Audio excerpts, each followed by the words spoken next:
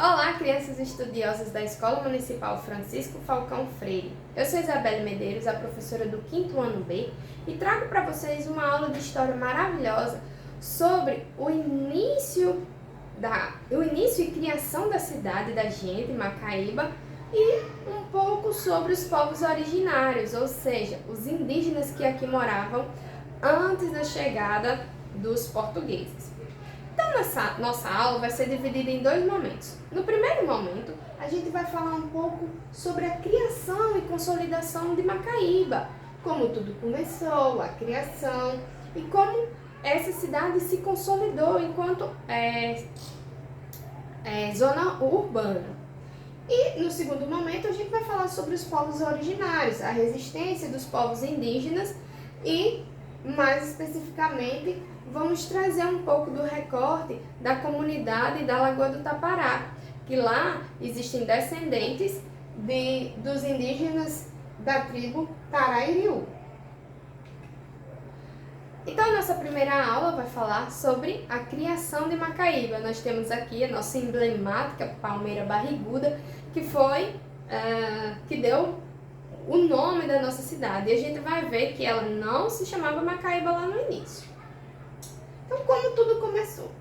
Antes da chegada dos europeus, o território brasileiro ele era composto pela mata fechada, a mata exuberante, quase intocada, e pelos indígenas que eram povos seminômades. O que significa ser seminômade? Significa que esses povos eles vivem mudando de localidade e eles utilizam todos os recursos naturais, seja os animais, as frutas, verduras, daquele ambiente. Depois que acabam esses recursos naturais, eles trocam, vão para outra localidade. Por isso que eles se chamam seminômades, porque eles fixavam residência por um tempo em uma determinada localidade até finalizar todos os recursos naturais e aí passavam para outra localidade. E aí, com a chegada dos europeus, dos portugueses, a coroa portuguesa ela decidiu que precisava ocupar aquele território e explorar aquele território antes que outros povos chegassem e quisessem o direito da terra. Então, como o Brasil é esse país continental, um país enorme, ele dividiu o Brasil horizontalmente em grandes lotes de terras e doou a 12 fidalgos. E denominou esses lotes de terra de capitanias hereditárias, que passavam de pai para filho.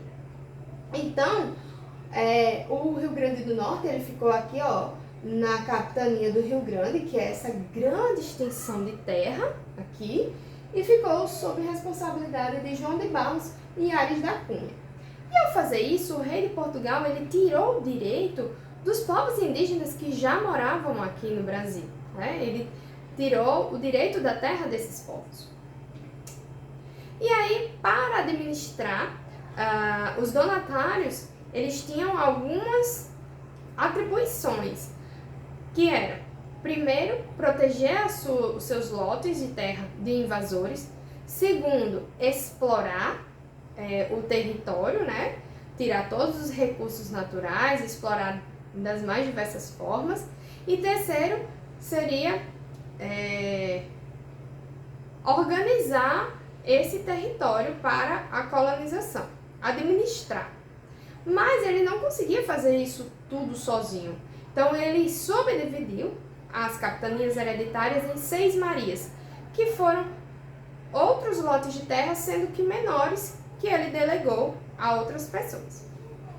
E aí, aqui no Rio Grande, as 6 marias, eles ficaram ao longo das margens dos grandes rios, como o Rio Jundiaí e o Rio Potengi. Aqui, no território que hoje viria a ser Macaíba, em 1614, quem ficou responsável por as 6 marias ao longo do Rio Jundiaí foi o capitão Francisco Rodrigues Coelho. E aí ele ergueu o segundo maior engenho da capitania do Rio Grande, que foi o engenho Potengi, que depois passou a ser o nosso Ferreiro Torto, como a gente conhece hoje. Antes, quando ele criou lá em 1614, não tinha esse prédio bonito. Era uma casa de taipa e um engenho bem rudimentar, certo? Então, as terras daqui do Ferreiro Torto, elas eram propícias para a plantação de cana-de-açúcar. E a cana-de-açúcar era um recurso natural muito valioso lá na época da nossa colonização. E aí a gente pode ver aqui o ancoradouro do nosso porto, lá do Jundiaí, né? Do Ferreiro Torto, né? Que na época se chamava Engenho Potengi. Ele era o segundo maior engenho da capitania. Como na época não tinha muitas terras férteis para a plantação da cana-de-açúcar, Macaíba foi um local que eles descobriram que tinha essa possibilidade de plantar a cana-de-açúcar e ser bem lucrativo. Então, a gente consegue ver aqui, ó, a Casa Grande, e aqui seria o porto, onde saía as embarcações. Para cá nós temos o Rio Jundiaí, ok? Então, esse aqui é eles refizeram, né? Antigamente não era pavimentado, era de chão batido, tinha um solo bem característico do mangue, né? Aquele lamaçal. E aí, o antigo engenho do Potengi é uma das primeiras referências de ocupação do território de Macaíba. Os primeiros habitantes, fora os povos indígenas, que se tem notícia aqui no território de Macaíba, foram os portugueses e os escravizados, que se situavam ao redor, né, do engenho Potengi. E essa ocupação inicial, ela se deu muito mais para explorar a terra e não para criar um povoado em si. Então, o objetivo inicial era explorar a terra, ok? E aí, lá no Ferreiro Torto, a gente não tem mais a casa de taipa, nem resquícios da primeira casa de taipa, mas a gente consegue ver esses tijolos aqui, são ruínas da senzala que tinha lá no Ferreiro Torto. E aqui nós temos também as ruínas da moenda que existia lá também, né? Uma moenda para fazer a prensa da cana-de-açúcar. Vocês podem ver nesse vídeo aqui um sobrevoo sobre o Ferreiro Torto. Mais para frente, nosso projeto, a gente está tentando descobrir mais sobre a história de Macaíba. Então, nosso projeto ele vai também falar sobre o Ferreiro Torto mais especificamente. E aí a gente vai ver esse vídeo que é muito legal, mostra o Ferreiro Torto de cima e conta um pouco da sua história. Então, no início do povoamento da capitania do Rio Grande, Macaíba teve sua participação na história da colonização do Brasil, sendo palco de lutas entre portugueses, holandeses e indígenas. Então, assim como os portugueses queriam explorar o Brasil, os holandeses também vieram para cá. E aí houve muita guerrilha, muita guerra, muitos conflitos entre portugueses, holandeses e os indígenas no meio disso tudo, né? Dessa tentativa de conquista de terras. Então, como a gente vai ver mais na frente, os holandeses eles conseguiram dominar o Forte dos Reis Magos. E aí eles tentaram dominar os outros territórios onde já existiam alguns habitantes. E aí, após a tomada da capitania e posse do Forte dos Reis Magos em 1633, o local escolhido pelos holandeses para ser a Nova Amsterdã, capital holandesa da capitania, foi o território ocupado hoje por Macaíba, na várzea do Potengi, confluências do Rio Jundiaí. Macaíba foi o primeiro berço que habitou a Nova Amsterdã, que seria a capital holandesa aqui no Rio Grande. E aí o que aconteceu? Os holandeses eles fizeram vários ataques ao Ferreiro Torto. Como o Ferreiro Torto era o segundo engenho maior da capitania, eles tinham muito interesse por eles. Então, no primeiro ataque eles vieram, mas eles não conseguiram dominar. O português que morava aqui no Ferreiro Torto, ele de alguma forma ele conseguiu se livrar do ataque. Eles tentaram um novo ataque e depois, no terceiro ataque, eles conseguiram tomar o Ferreiro Torto, certo? E aí eles passaram um longo tempo ainda dominando, né, a Nova Amsterdã, Macaíba, mas em 1654 a coroa de Portugal ela ofereceu um dinheiro, né, exatamente 4 milhões de cruzados para a Holanda, que trocando para ouro, porque antes as transações eram muito feitas com ouro, daria 63 toneladas de ouro para os holandeses saírem daqui do Nordeste. E assim, eles saíram do Nordeste. E o Ferreiro Torto ele ficou deserto e morto durante o resto do século XVII. Então, o Ferreiro Torto ele teve esse início, no início do século XVII, em 1614, como o segundo mais importante engenho, era o engenho Potengio. E aí ele sofreu esse ataque, ficou sob o domínio holandês, e aí depois que os holandeses foram embora, ele ficou, vamos dizer, stand-by, né? Ficou parado lá, porque os holandeses, eles junto com os janduís, que era uma tribo indígena, eles mataram o dono do Ferreiro Torto, sua família, as pessoas que moravam lá. Então, ficou um pouco esquecido.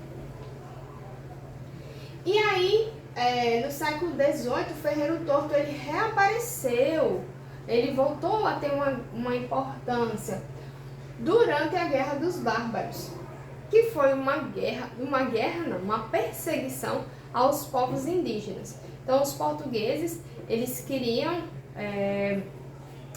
dominar os povos que aqui moravam, e eles fizeram uma guerra contra eles.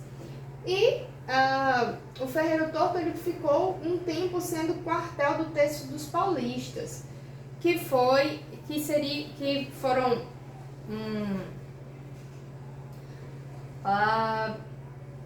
soldados, vamos dizer assim, soldados que vieram morar aqui na capitania para fazer essa perseguição aos indígenas, ok? Aqui nós temos uma ilustração de como teria sido, né, esse massacre dos indígenas. E aí no fim do século XVIII, o Ferreiro Torto ele volta a ter engenho, porque durante o Terço dos Paulistas ele era apenas o quartel. O engenho ele foi destruído lá no início, e aí ele voltou a ter um engenho e passou a ser pertencente ao coronel de milícia Joaquim José do Rei de Barros. E aí ele construiu outra casa, uma casa maior, mas também de taipa. E a gente também não tem ruínas dessa casa. E aí ele passou a ser ponto estratégico para a saída de mercadorias que vinham do sertão e iam tanto para a capital quanto para outras localidades do Brasil, ou também para o exterior. E aí a gente entra no segundo ponto da nossa aula, que é a criação de Macaíba. Então, para a gente situar a criação de Macaíba, a gente precisa ter em mente 3 aspectos bem interessantes, galerinha. O primeiro, que foi aquilo que eu falei lá na nossa primeira aula, a concessão de várias extensões de terra visando consolidar a conquista do território potiguar. Então, a gente tem que levar em consideração isso, né, que a coroa de Portugal deu terras para que os portugueses colonizassem o território. Segundo aspecto que a gente precisa se lembrar, turma, que o fluxo do comércio realizado a partir do rio Jundiaí, que teve um papel importante na criação do porto e o estabelecimento das bases para a formação do povoado, que deu origem a Macaíba. Então, esse fluxo de mercadorias ele teve uma grande importância para a criação de Macaíba, porque lembram que eu falei logo no início que eles vieram para o Engenho Potengi não para criar um povoado, mas sim apenas para explorar a terra. E aí, esse porto lá, ele fazia com que muitas mercadorias e muitos viajantes viessem para escoar a sua produção. E aí isso começou a se criar um pequeno povoado. E segundo, que Macaíba cresceu devido ao interesse de diversos agentes envolvidos na produção da cidade, dentre eles proprietários de terras e comerciantes. Então, os proprietários de terra que vieram para explorar a terra, eles começaram a expandir os seus negócios e a atrair outras pessoas para virem morar. E aí essas pessoas foram se juntando. Quando olhou, aquele sítio que só tinha 2, 3 pessoas, quando olhou já tinha 20 pessoas morando. E aí começou a se criar um povoado. Então a urbanização do território de Macaíba se iniciou pelo fato de ser uma das rotas terrestres que faziam ponte entre o litoral e as regiões agreste e sertão, conferindo-lhe o papel de ser não apenas um local de passagem, mas um ponto onde convergiam parte da produção agrícola e pecuária de diversas regiões do estado. Então, Macaíba, aquele início lá do porto, que só mandava para fora as mercadorias, começou a ser um ponto de parada das pessoas, e não apenas um ponto de passagem. E aí o sítio em que a cidade surgiu se localizava na margem esquerda do rio Jundiaí, que permitiu a criação do porto fluvial, né? Um porto de embarcações. O sítio ele foi crescendo e crescendo, à medida que mais pessoas vinham para mandar suas mercadorias, tanto para Natal, quanto para outras partes do Brasil, até para a Inglaterra. E aí Macaíba teve seu período de glória no decorrer da segunda metade do século XIX, com seus rios e portos primitivos, intensificando a produção agrícola e a aceleração do comércio. Então, os portos de Macaíba, tanto do rio Jundiaí, lá do Ferreiro Torto, quanto dos Guarapes, que a gente vai ver um pouco mais na frente, eles foram de extrema importância para a criação do município de Macaíba. Os portos de Macaíba e do Guarapes foram instrumentos de ligação não só com o Natal e grande parte da província, mas também com o exterior. Macaíba era polo cultural da região, com reflexos de sua influência em outras províncias. Então Macaíba começou a ser um polo de cultura, né, de convergência de cultura. Eram tempos precários no setor de transporte. Ficava difícil a locomoção de qualquer mercadoria para o exterior ou mesmo trazê-las para o capital. Então, imaginem vocês, antigamente só existia mata. E aí não existiam estradas. E também não existia carros, né? Era tudo feito com carroças, no chão batido. Então era muito difícil as mercadorias chegarem até Natal. E Macaíba era uma localidade que ficava antes de Natal. Então os produtos que vinham do interior, era mais fácil sair daqui de Natal, ou de Macaíba, do que sair de Natal. Além de tudo, Natal tinha um grande problema, que era a chamada Boca da Barra, que era a Pedra da Bicuda. O que é que essa pedra fazia no porto? Os grandes navios, eles não conseguiam atracar em Natal. E aí, por causa dessa pedra, que hoje em dia ela foi retirada. E Macaíba tinha essa possibilidade desses grandes navios atracarem, principalmente no Porto dos Guarapes. Então, Macaíba teve esse seu grande período de glória, ok? Para exportar a produção algodoeira para a Inglaterra. Então, na época, o Brasil, ele primeiro exportou o pau-brasil, depois a cana-de-açúcar e aqui no Rio Grande do Norte, especificamente, o algodão. Ele era muito valioso lá na Inglaterra e ele era exportado pelo povoado de Macaíba. Então a força comercial de Macaíba entrou em declínio, ou seja, começou a diminuir essa força comercial quando as ferrovias chegaram ao Rio Grande do Norte. E aí os portos eles foram ficando em segundo lugar, ok? E aí sobre a consolidação de Macaíba como cidade, né? Como se deu a urbanização de Macaíba. Ela se iniciou lá no passado com Fabrício Gomes Pedrosa, que era esse senhor simpático. Ele foi uma figura muito importante para a consolidação de Macaíba. Ele era um comerciante visionário, ele criou o Porto dos Guarapes para ficar um pouco mais próximo de Natal. Era um porto que conseguia fazer com que navios maiores chegassem até ele. Ele recebeu as terras que ele começou a explorar num acordo como dote, né, pelo seu casamento com uma das filhas de Francisco Pedro Bandeira. E na época essas terras pertenciam ao sítio Coité. Macaíba nem se chamava Macaíba, se chamava Coité e era um sítio. E aí ele usou as potencialidades do terreno para nele estender seus interesses, visando a ampliação do comércio, abrindo a possibilidade de criação de um povoado. Então esse sítio, ele começou a expandir, ele começou a fazer contatos com pessoas de outros estados, principalmente Pernambuco e Paraíba, para começar a criar um povoado, né? Não ser mais só um local para exploração de terra, mas sim um local para a criação de um povoado.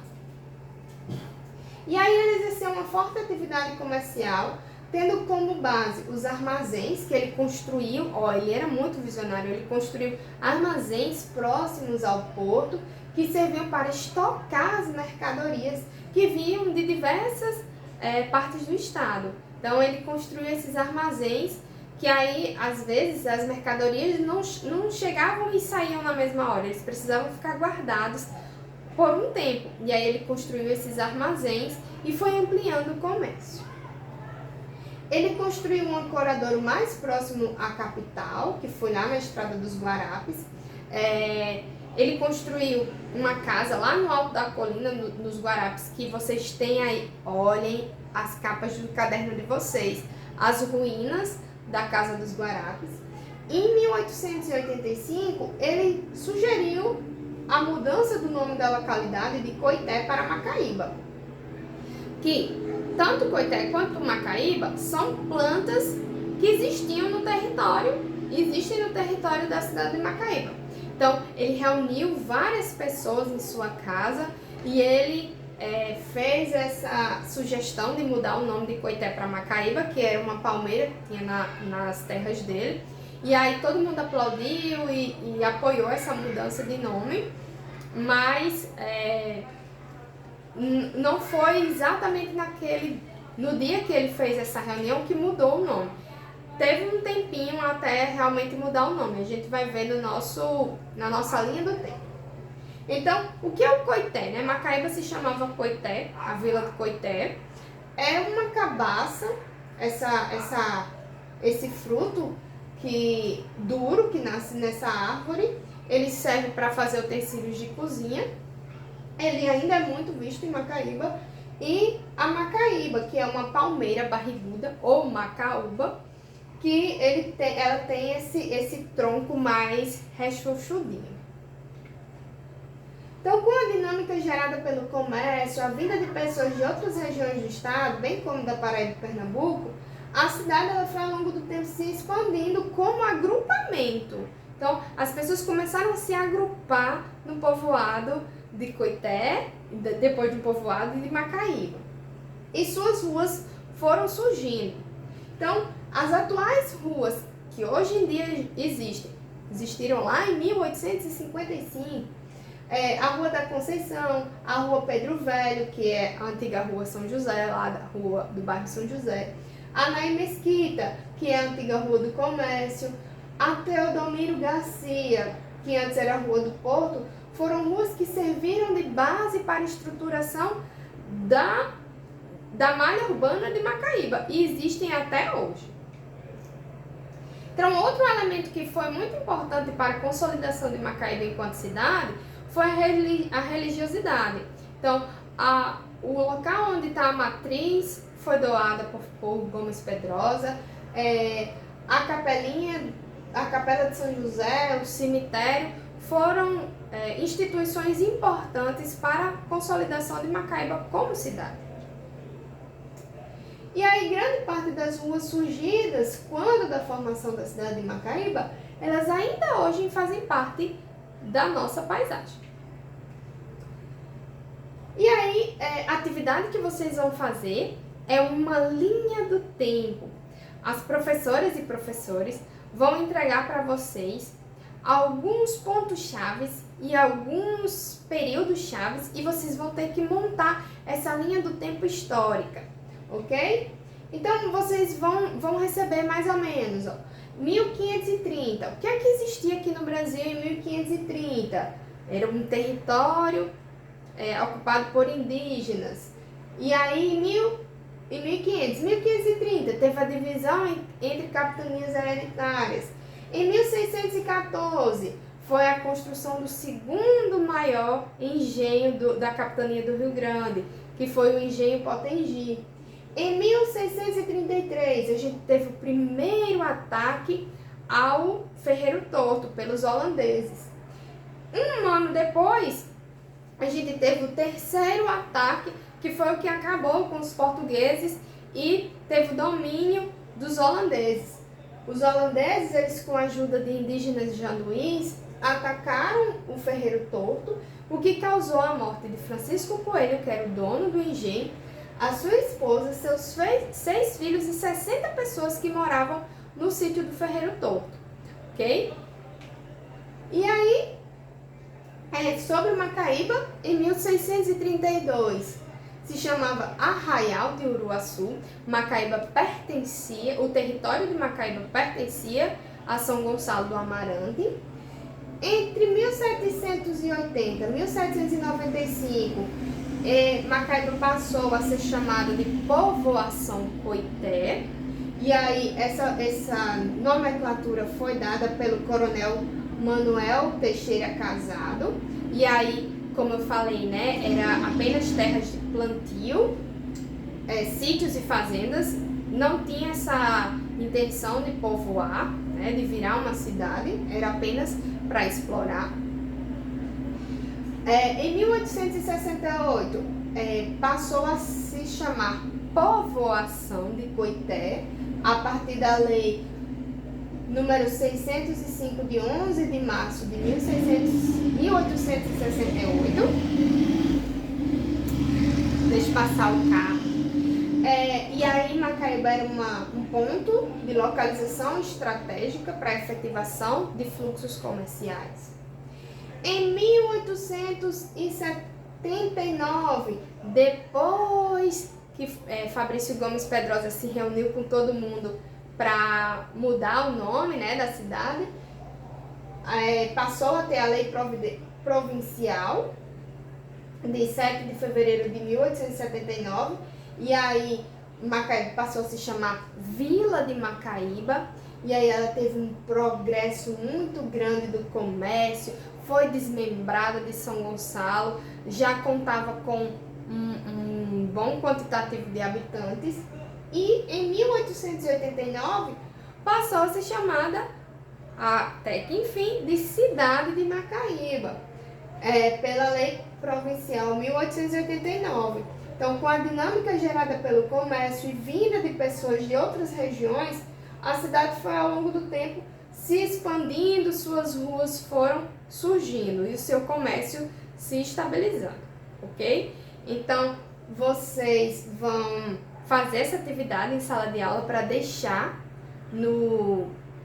na sala de vocês para todo mundo ver para todas as pessoas que entrarem na sala puderem ver a linha do tempo sobre a construção da cidade de Macaé, ok?